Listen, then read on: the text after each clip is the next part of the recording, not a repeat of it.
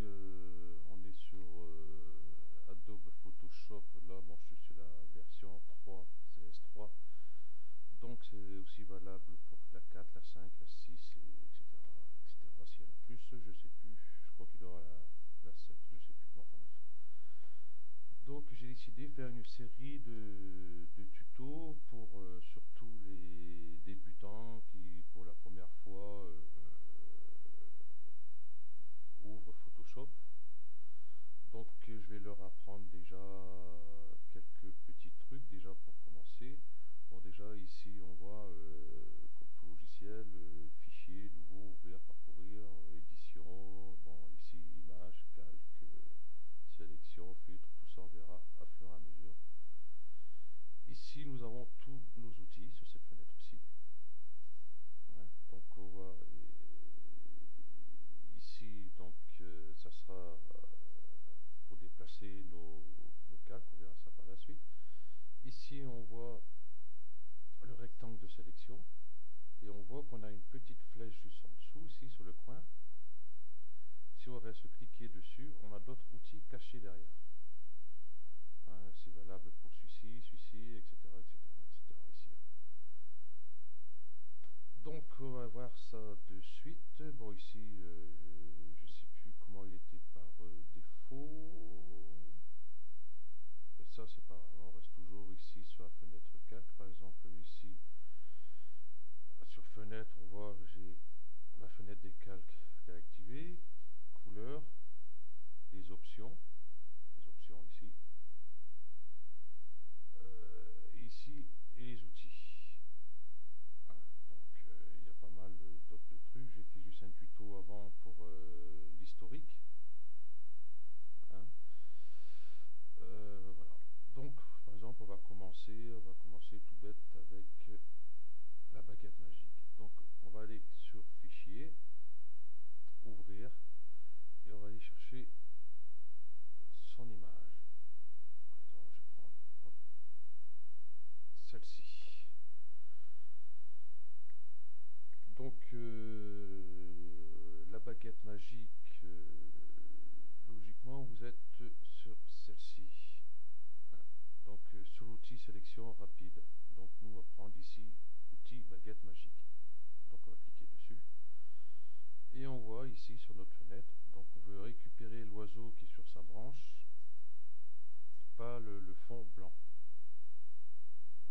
Peut être blanc, peut être bleu, peut être rouge, peut être noir, mais c'est une couleur unie en arrière-plan.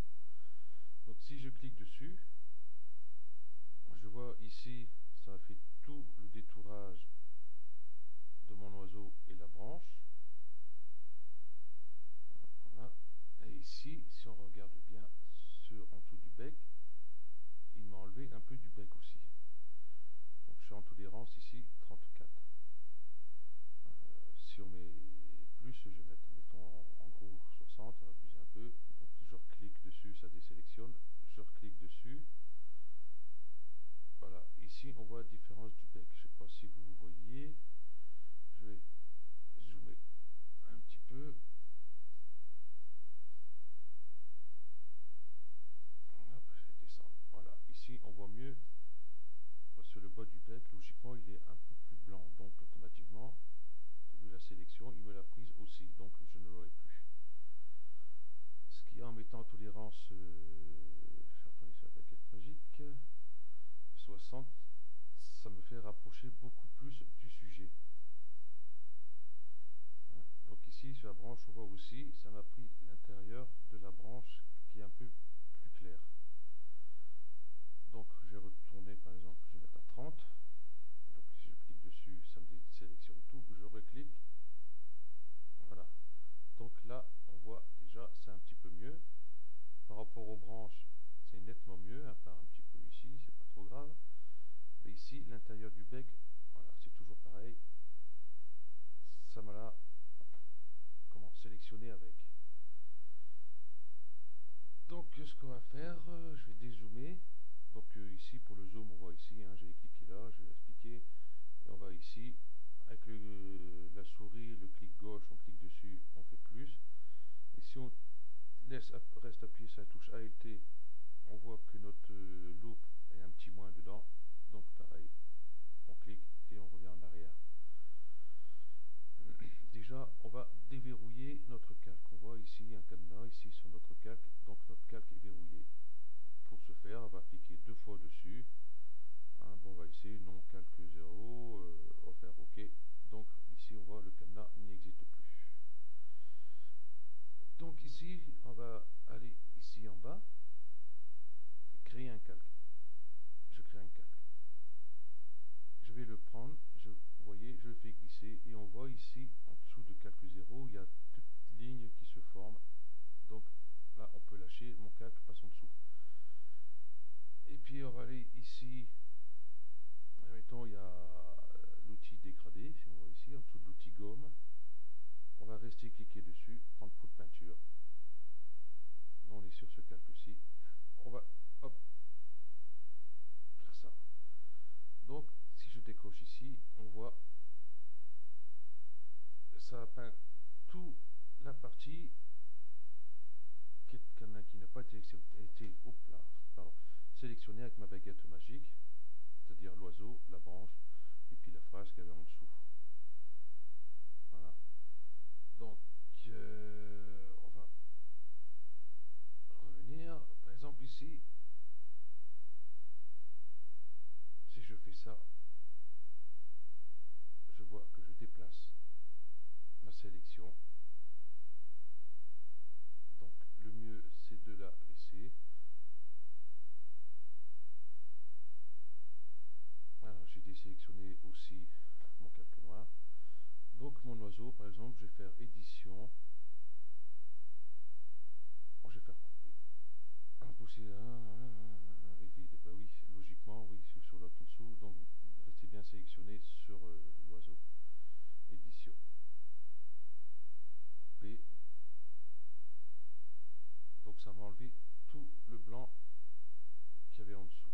Donc si on retourne ici sur ce calque ici, qu'on reprend notre pot de peinture et qu'on peint, voilà. Bon, on a toujours notre calque là, il est tout noir du coup, puisqu'on n'a plus de sélection. Donc je clique hop sur l'œil pour activer l'oiseau, et là on voit tout de suite les défauts que fait la baguette magique. On voit notre fond, bon il était blanc, blanc, blanc, mais pas tout à fait, parce qu'il nous reste des petits points blancs, ici, par-ci, par-là. Ici, bon la phrase qu'il y avait, bon ça, tant pis, on peut toujours l'enlever après. Et on voit ici autour de l'oiseau, on a toute une petite bande blanche.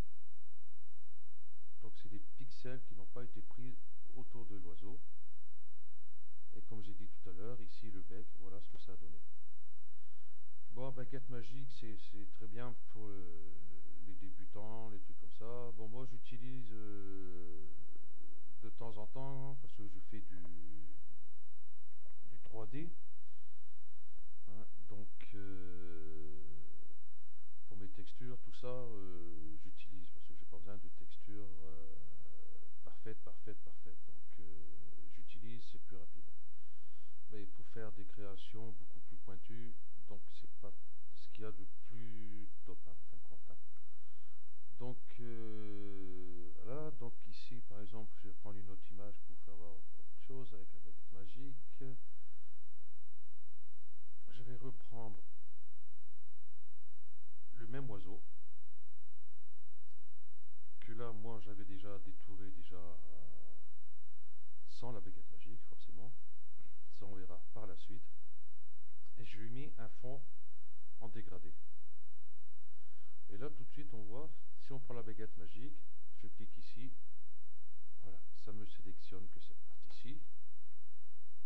Donc si je fais hop,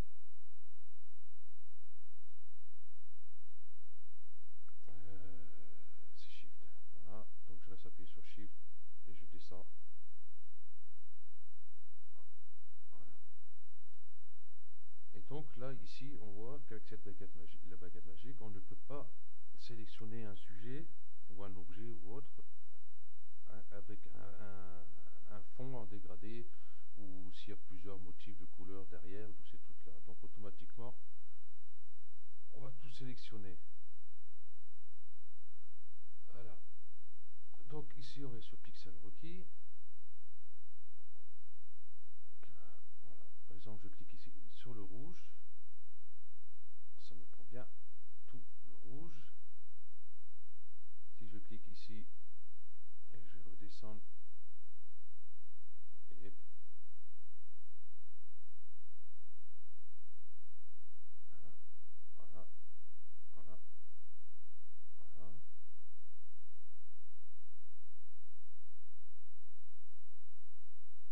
Voilà. Donc, voilà.